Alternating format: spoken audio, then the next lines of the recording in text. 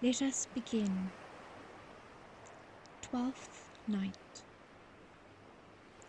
Orsino, the Duke of Illyria, was deeply in love with a beautiful countess named Olivia.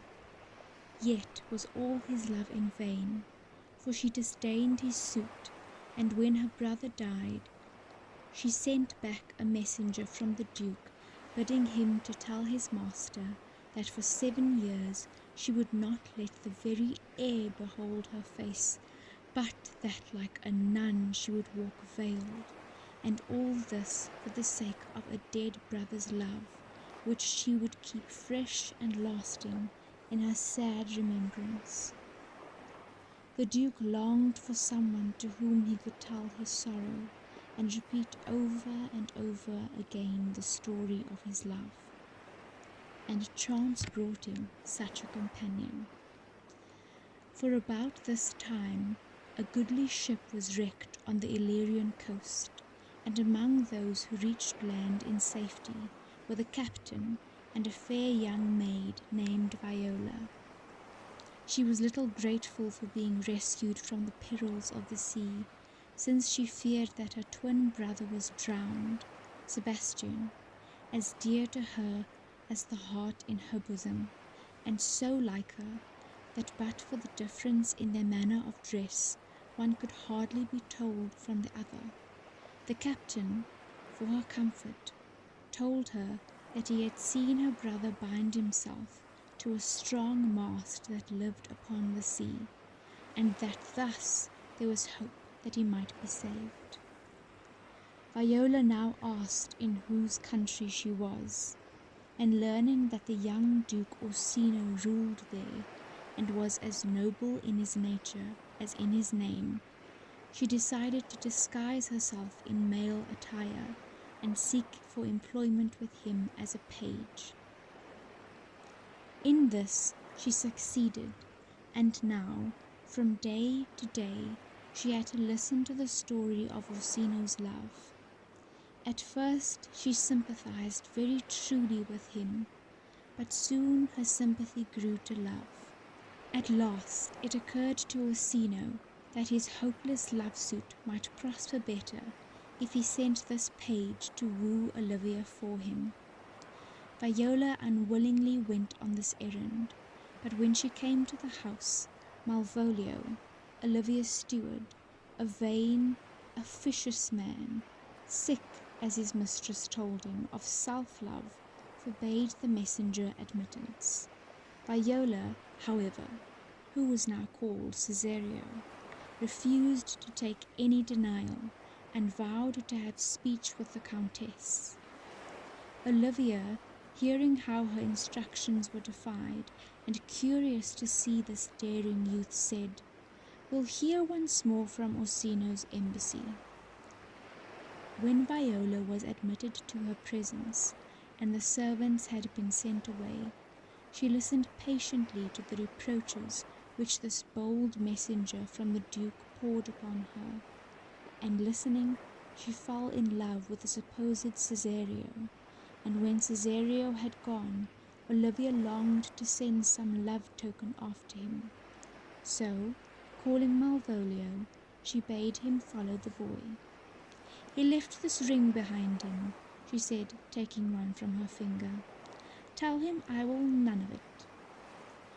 Malvolio did as he was bid, and then Viola, who of course knew perfectly well that she had left no ring behind her, saw with a woman's quickness that Olivia loved her. Then she went back to the Duke, very sad at heart for her lover, and for Olivia, and for herself. It was but cold comfort she could give Orsino, who now sought to ease the pangs of despised love by listening to sweet music, while Cesario stood by his side. "Ah," said the Duke to his page that night, "you too have been in love." "A little," answered Viola. "What kind of woman is it?" he asked. "Of your complexion," she answered. "What years?" was his next question. To this came the pretty answer, "About your years, my lord." Too old, by heaven, cried the Duke. Let still the woman take an elder than herself. And Viola very meekly said, I think it well, my lord. By and by, Orsino begged Cesario once more to visit Olivia and to plead his love suit, but, thinking to dissuade him, said, What if some lady loved you as you love Olivia? Ah, that cannot be, said the Duke. But I know, Viola went on, what love woman may have for a man. My father had a daughter who loved a man as it might be, she added, blushing. Perhaps were I a woman, I should love your lordship. And what is her history? He asked. A blank, my lord, she answered. She never told her love, but let concealment like a worm in the bud feed on her damask cheek. She pined in thought, and with a green and yellow melancholy she sat, like Patience on a monument, smiling at grief. Was not this love indeed? But died thy sister of her love, my boy? The Duke asked. And Viola, who had all the time been telling her own love for him in this pretty fashion, said, I am all the daughters my father has, and all the brothers.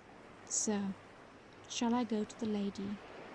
To her in haste, said the Duke, at once forgetting all about the story, and give her this jewel. So Viola went, and this time poor Olivia was unable to hide her love, and openly confessed it with such passionate truth that Viola left her hastily, saying, Never more will I deplore my master's tears to you. But in vowing this, Viola did not know the tender pity she would feel for others' suffering. So when Olivia, in the violence of her love, sent a messenger praying Cesario to visit her once more, Cesario had no heart to refuse the request. But the favours which Olivia bestowed upon this mere page aroused the jealousy of Sir Andrew Agcheek, a foolish rejected lover of hers, who at this time was staying at her house with her merry old uncle Sir Toby. This same Sir Toby dearly loved a practical joke, and knowing Sir Andrew to be an arrant coward, he thought that if he could bring off a duel between him and Cesario, there would be rare sport indeed. So he induced Sir Andrew to send a challenge, which he himself took to Cesario. The poor page, in great terror, said, I will return again to the house. I am no fighter. Back you shall not to the house, said Sir Toby, unless you fight me first. And as he looked a very fierce old gentleman, Viola thought it best to await Sir Andrew's coming, and when he at last made his appearance in a great fright, if the truth had been known, she tremblingly drew her sword, and Sir Andrew, in like fear, followed her example. Happily for them both, at this moment, some officers of the court came on the scene and stopped the intended duel. Viola gladly made off with what speed she might, while Sir Toby called after her, a very paltry boy, and more a coward than a hare. Now, while these things were happening, Sebastian had escaped all the dangers of the deep, and had landed safely in Illyria, where he determined to make his way to the Duke's court. On his way thither, he passed Olivia's house, just as Viola had left it in such a hurry, and whom should he meet but Sir Andrew and Sir Toby. Sir Andrew, mistaking Sebastian for the cowardly Cesario, took his courage in both hands, and walking up to him, struck him, saying, There's for you. Why, there's for you, and there, said Sebastian, butting back a great deal harder, and again, till Sir Toby came to the rescue of his friend. Sebastian, however, tore himself free from Sir Toby's clutches, and drawing his sword, would have fought them both, but that Olivia herself, having heard of the quarrel, came running in, and with many reproaches sent Sir Toby and his friend away. Then, turning to Sebastian, whom she too thought to be Cesario, she besought him with many a pretty speech to come into the house with her. Sebastian, half dazed and all delighted with her beauty and grace, readily consented, and that very day, so great was Olivia's haste, they were married before she had discovered that he was not Cesario, or Sebastian was quite certain whether or not he was in a dream. Meanwhile, Orsino, hearing how ill Cesario sped with Olivia, visited her himself, taking Cesario with him. Olivia met them both before her door, and seeing, as she thought, her husband there, reproached him for leaving her, while to the Duke she said that his suit was as fat and wholesome to her as howling after music. "Still so cruel?" said Orsino. "Still so constant," she answered.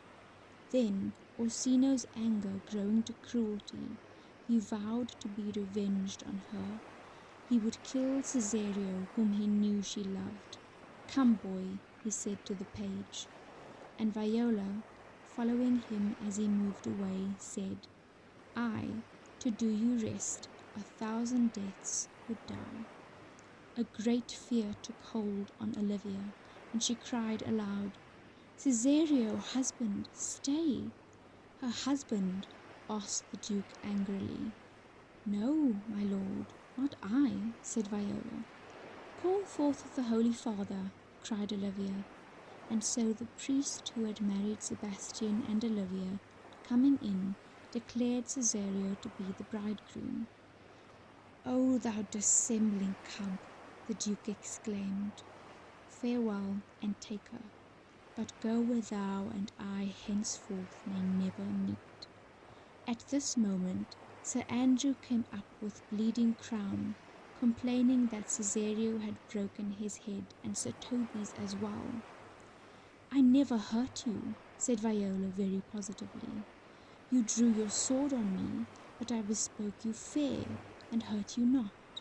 Yet for all her protesting, no one there believed her, but all their thoughts were on a sudden changed to wonder when Sebastian came in. "I am very sorry, madam," he said to his wife. "I have hurt your kinsman. Pardon me, sweet, even for the vows we made each other so late ago."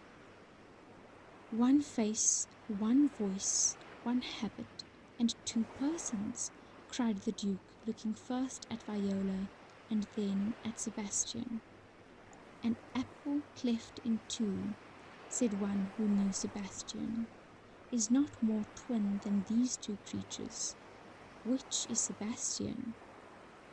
"I never had a brother," said Sebastian. "I had a sister whom the blind waves and surges have devoured." "Were you a woman," he said to Viola, "I should let my tears fall upon your cheek and say, 'Thrice welcome, drowned Viola.'" Then Viola, rejoicing to see her dear brother alive, confessed that she was indeed his sister. As she spoke, Orsino felt the pity that is akin to love. "Boy," he said, "thou hast said to me 1,000 times, thou never shouldst love woman like to me." "And all those sayings will I overswear," Viola replied, "and all those swearings keep true." "Give me thy hand," Orsino cried in gladness. "Thou shalt be my wife, and my fancy's queen." Thus was the gentle Viola made happy, while Olivia found in Sebastian a constant lover and a good husband, and he in her a true and loving wife. And that is that.